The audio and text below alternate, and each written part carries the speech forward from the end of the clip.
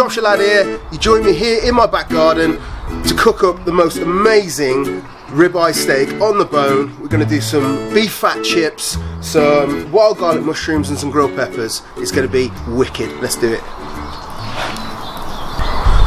So this here isn't any normal steak. This is a 100-day aged ribeye that's still on the bone.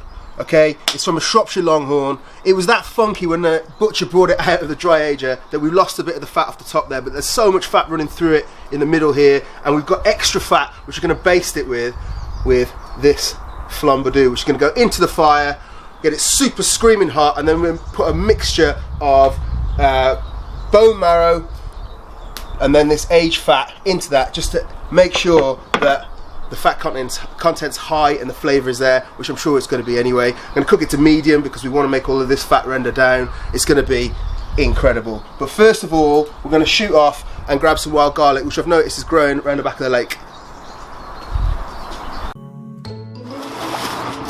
Right now, sort of early March, is the best time to get this stuff. These are the young shoots, super tender. You can just chuck that into some water and blanch it and have it like spinach, but today we're going to make some wicked mushrooms with it. With a steak of this quality, all I'm going to do is give it some really high quality sea salt and some Campot black pepper, which I'm going to grind from the whole peppercorns, and then it's going to go straight onto a screaming hot fire to seal in any juices. So while that steak's cooking away, I'm going to start thinking about the chips. I've got this pan fairly hot here, so I'm just going to add, this is bone marrow, so I'm going to add some bone marrow into the pan and some of this aged beef fat as well. These are going to be the best chips you've ever tasted in your life, only it's going to be me eating them, not you. Okay, so people tend to leave steak for a long time. I like to move it around a bit, so that's been on for about 2 minutes. Just going to flip it over. See all that fat there bubbling away, starting to render. Exactly what we're looking for.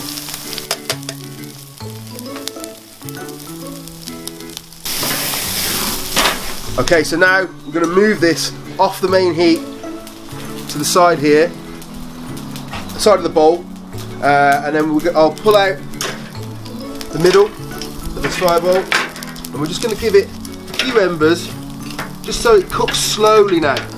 Okay, we don't need any more crust on the outside of that steak, but we do need it to cook for a bit longer. So I parboiled some Maris Pipers, chopped them into big thick wedges, and they're going to go into the fat.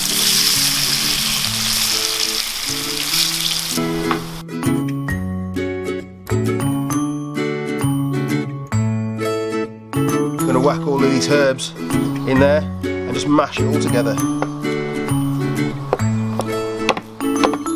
A fresh pan. We're going to get those mushrooms going. We'll finish them with that wild garlic butter. There's a few bits of wild garlic in there, won't it? Get them ticking over.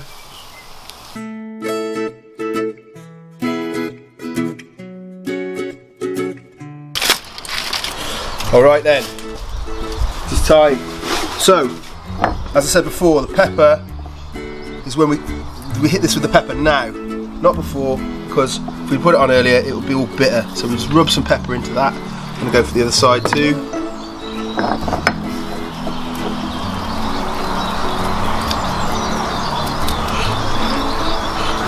And then I'm going to think about slicing it.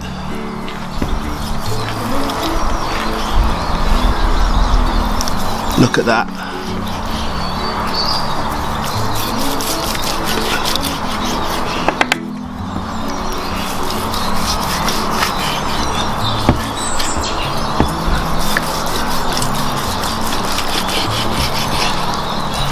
Medium rare, deliciously juicy. The smell that's coming off of this is absolutely bonkers.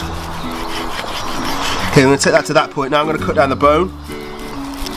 That bit is for me to gnaw on later, but we're going to just keep going. Chop this steak.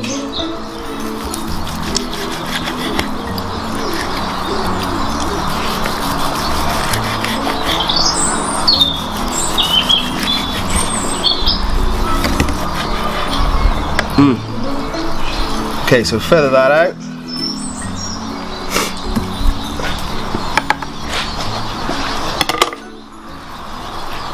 That is nicely medium.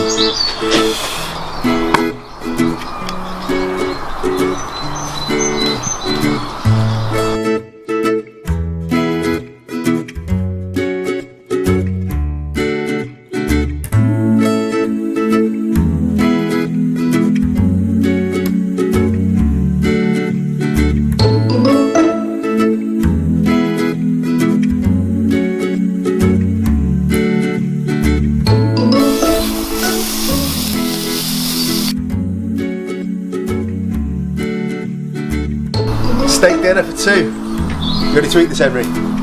Yep. That, my friends, is a 100-day dry-aged ribeye steak from Shropshire, cooked up in my back garden for my lunch. I hope you've enjoyed watching. If you have, then make sure that you remember to subscribe to my channel, and I'll see you next time. I'm going to go and eat this now.